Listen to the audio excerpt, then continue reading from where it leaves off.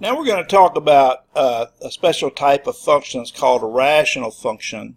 And basically a rational function is a function that can be written as the quotient of two polynomials. Now a rational function can be as simple as a constant over x, like 1 over x is a rational function. Or it can be a little more complicated, like you could have x squared minus 2x plus 1 in the numerator and x cubed minus 8 in the denominator. Or you could have something like 2x minus 3 in the numerator and x squared minus 25 in the denominator. Now, what's interesting about rational functions is many times the domain of a rational function is restricted by the denominator. So, because remember that things like here x cannot equal 0, here x cubed minus 8 cannot equal 0, and then here x squared minus 25 cannot equal 0. So we've got to make sure that we don't use values of x that make the denominator 0. So in the first one it's pretty straightforward.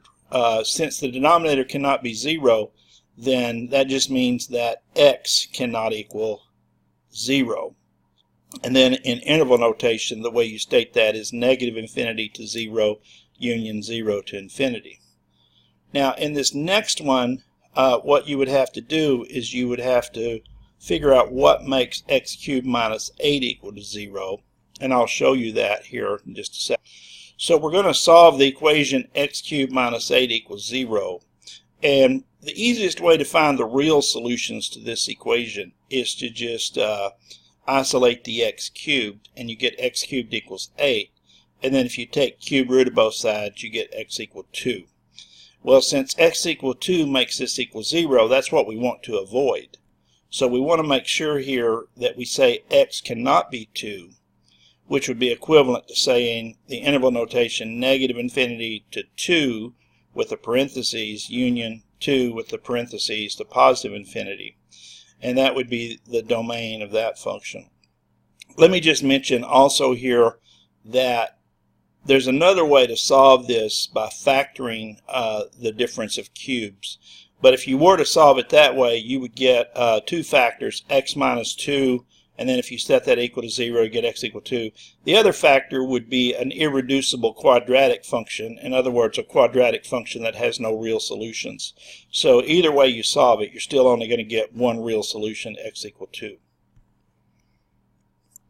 On the third one here, your denominator is x squared minus 25. So if we set x squared minus 25 equal to 0, we can solve that by factoring. Factors into x minus 5, x plus 5. And we would have that equal to 0. So the solution to that would be found by setting x minus 5 equal to 0, which would tell us that x equal 5. So that tells us that x equal 5 would make this equal 0. And then if we set the other factor, x plus 5 equal to 0, it tells us that x equal negative 5 would make this equal to 0. So in this case, we have to avoid two values. We have to avoid 5 and negative 5. So basically what we would do in interval notation is we would start with negative infinity and then go all the way up to the smallest number, negative 5. And then we would hop over negative 5 using the union symbol. And then we would go from negative 5 to the other number, positive 5. And then we would use the union symbol there to hop over positive 5. And then we would go from positive 5 to infinity. So this represents the domain in interval notation. Now you know that functions can have x and y intercepts. So let's say we wanted to find the y-intercept of this function. Well, if we want to find the y-intercept, we would let x be 0. But if we let x be 0, we get 1 divided by 0, which is undefined. So that would tell me that there's no y-intercept. Now if I wanted to look for the x-intercepts, I would let the f of x be 0. And if I did that, then that would give me the equation 1 over x equals 0. And actually there's no value of x that you can divide into 1 to get 0. So there's also no x-intercept. So this graph does not cross the x-axis, nor does it cross the y. And if you take a look at the graph here, you can see here's the graph when x is negative, and notice it doesn't cross either the x or the y-axis here.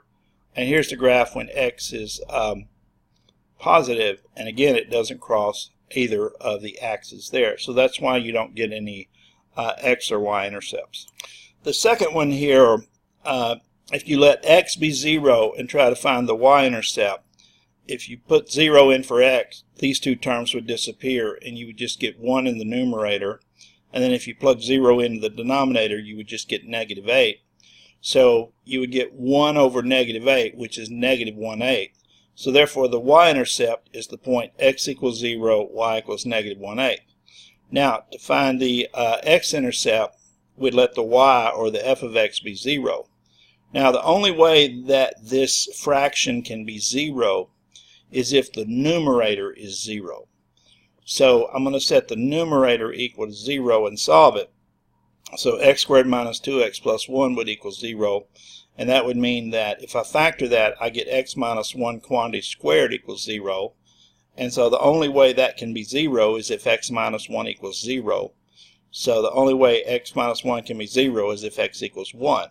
So the x-intercept is the point x equals 1, y equals 0. And if you look at the graph of this one, over here it doesn't cross either of the axes. But here, notice that it touches the x-axis at the point 1, 0. And here it crosses the y-axis at 0, negative 1/8, which is what negative 0.125 is negative 1/8. So there you can see the y-intercept and the x-intercept of that graph. And then finally, if we look at this third one here, we'll see that if x is 0, the y value would be minus 3 over negative 25, which would actually be a positive 3 over 25. And so that would be the y-intercept. X is 0, y is 3/25. And then if you let f of x equal 0, again, the only way this fraction can be 0 is if the numerator is 0. So I would set the numerator equal to 0 and solve it. And so if you set 2x minus 3 equal to 0, you get x equal 3/2. So the x-intercept would be the point 3/2, 0. And we can take a quick look here and see that, look at the graph of this one, and you can see that the y-intercept is at x equals 0 and y is 0.112, and that's actually the decimal value for 3/25.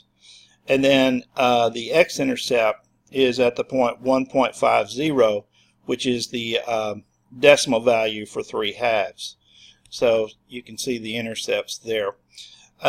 That's all I'm going to discuss on this video. On the next video, I'll continue talking about rational functions, but I want to talk about asymptotes in the next video.